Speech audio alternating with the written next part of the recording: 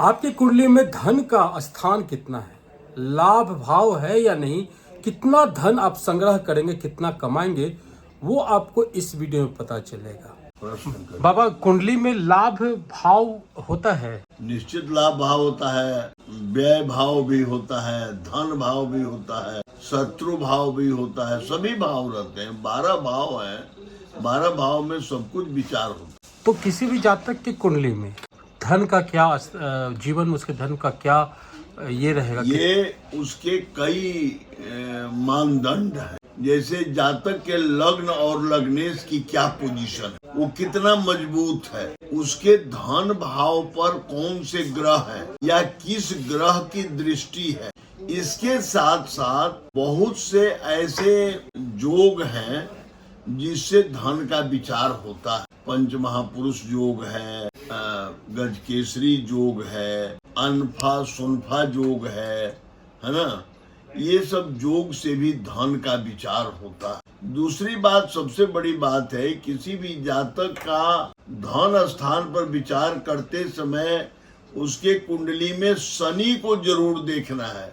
शनि कितना मजबूत है, कितना कमजोर है। साथ में उसके कर्म क्षेत्र का भी विचार किया जाता है। अगर उसका कर्म अच्छे हैं और वह, इसीलिए मैंने कहा कि लग्नेश और लग्न और इन बातों पर विचार किया जाता है। धन भाव कमजोर भी है तो वो बहुत मजबूत हो जाता है कर्म के बदौलत। और आपका धन भाव बहुत मजबूत है और आपका कर्म भाव बहुत खराब है तो सारा नगण्य हो जाएगा, शून्य हो जाएगा। अच्छा, कर्म को प्राथमिकता दी गई है। कर्म का बहुत महत्व है। आप कैसे लोगों के संग में है, किस तरह के लोगों के साथ आपका उठना बैठना है, कौन सा आप कर्म कर रहे हैं, है कि नहीं बात। इसलिए उसका महत्व बहुत रहता है। इसलिए सबसे पहले कुंडली में लग्न और लग्नेश का विचार करना सबसे जरूरी है कि वो जातक अपने बुद्धि से किस तरह के काम करने की प्रति प्रेरित। जैसे बहुत से लोगों को आप देखे होंगे कि गलत काम किए और अचानक बहुत धन आ गया। हाँ, बहुत से ऐसे लोग हैं। हाँ। लेकिन आप देखेंगे कि वो बहुत जल्दी जीरो पर आउट हो जाते हैं, सारा धन समाप्त भी हो जाता है। हमने कई माफियाओं को देखा। अभी आप देखिए, जैसे शिक्षा के क्षेत्र में बहुत से लोग क्वेश्चन आउट किए या बहुत तरह की बात हुआ और उनको बहुत धन प्राप्त हो भी गया, करोड़ों करोड़ प्राप्त हो गया, लेकिन अभी हमने देखा कि उनका सारा धन चला भी गया। तो कर्म के अनुसार, कर्म पर निर्भर किया कि नहीं। हाँ। धन तो आया अचानक गलत काम से, लेकिन उसी तरह से वो चला भी गया और साथ साथ उनकी बदनामी, बेइज्जती, जेल, ये सब भी भोगना पड़ा।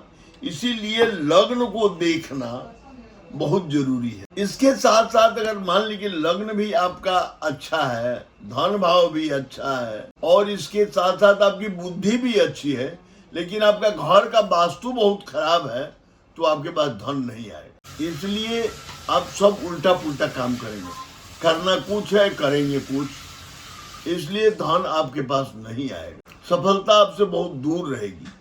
सेकेंड हाउस और 11th हाउस और प्लस लग्न, ये 3 भाव को देखने के बाद आपकी धन की स्थिति को सही रूप में आंका जा सकता है। सेकेंड हाउस द्वितीय घर, हाँ, जो उसके धन का घर होता है। हाँ। लग्न पहला घर, हाँ, और 11वां घर जिसको आय का घर कहते हैं। अच्छा, इन तीनों घर पर विचार करना है।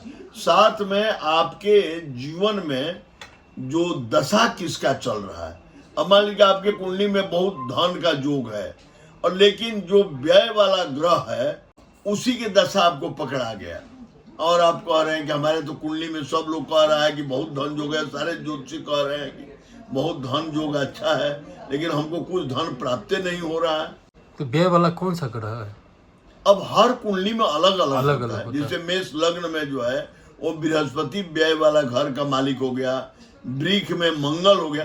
सभी ग्रहों का सभी लग्न और राशि पर विचार किया जाता है। अच्छा, आपने कहा कि शनि मजबूत है, शनि कमजोर है, उस पर भी डिपेंड करता है। शनि जो है वो बहुत मजबूत होने पर आपको निराशावादी विचार देता है, तो आप धन के प्रति बहुत उत्सुक नहीं रहेंगे। आप जिस चीज के लिए उत्सुक नहीं होंगे वो चीज आपको कैसे प्राप्त होगा। बिल्कुल सही है। हाँ, तो इसलिए शनि का भी विचार किया जाता है। तो उसकी मजबूती अच्छी है धन के मामले में या फिर कमजोरी अच्छी नहीं, है? उसकी बहुत कमजोर, शनि जिस कुंडली में बहुत कमजोर होता है वो आदमी प्रैक्टिकल होता है।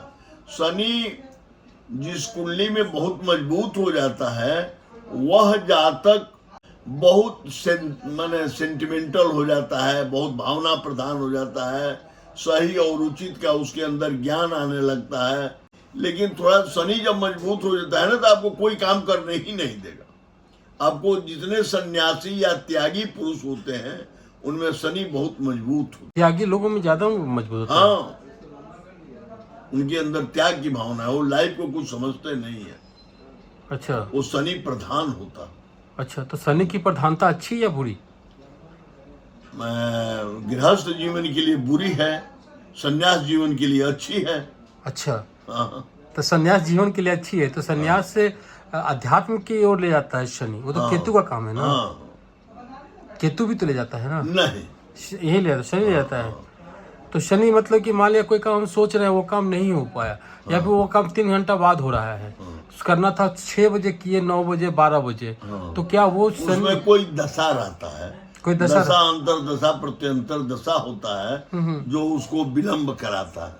अच्छा, हाँ, तो जो धन का जो भाव है हाँ, वो धन का भाव वही 3 घर ही मतलब कि हाँ, हाँ, बाकी कर्म, हाँ, कर्म मतलब कि कर्म मान लिया कि वो करना चाहता है और कर नहीं पा रहा है, आलस से वो घिरा हुआ है, तब तो इसीलिए ना मैंने कहा कि लग्न को देखना है। अच्छा। लग्न में आपके अंदर जो है एक्टिविटी कैसी है ये लग्न से पता चल जाएगा।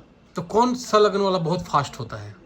सभी लग्न फास्ट होते हैं, ऐसा कुछ नहीं है नहीं, ना। प्रभाव किसका है वो डिपेंड करता है उस पर। हाँ, अच्छा, अब चलिए। मान लीजिए कि लग्नेश है, लग्नेश शनि और राहु के बीच में बैठ गया, आपका कर्क लग्न है, हाँ। और चंद्रमा जो है वो राहु और शनि के बीच में हो गया, या राहु सूर्य के बीच में हो गया, या सूर्य शनि के बीच में हो गया, आपको कुछ करने ही नहीं देगा। हमेशा निगेटिव बात आएगी, आलस आएगा, बहुत तरह की बात है। आप कोई काम अच्छा करके झगड़ा कर लीजिएगा, सारा प्रॉब्लम आ जाएगा। ये ज्योतिष जो है वो बड़ा ही गहन विषय है, और इसकी सूक्ष्म कैलकुलेशन करना पड़ता है। और कुछ चीजें जो है जैसे हम लोगों को देखते देखते एक अनुभव हो जाता है, देखते हैं कि साथ तुरंत बता देते हैं कि इसका स्थिति क्या है। चलिए, ठीक है, चलिए बाबा, आपने समय दिया उसके लिए आभार, धन्यवाद। धन्यवाद। उम्मीद है आपको ये वीडियो अच्छा लगा होगा। अच्छा लगा हो तो लाइक कीजिए, शेयर कीजिए, सब्सक्राइब कीजिए हमारे चैनल को। हम फिर मिले किसी और अपने साथ। इन का नमस्कार। जय भारत, जय बिहार, जय हिंद।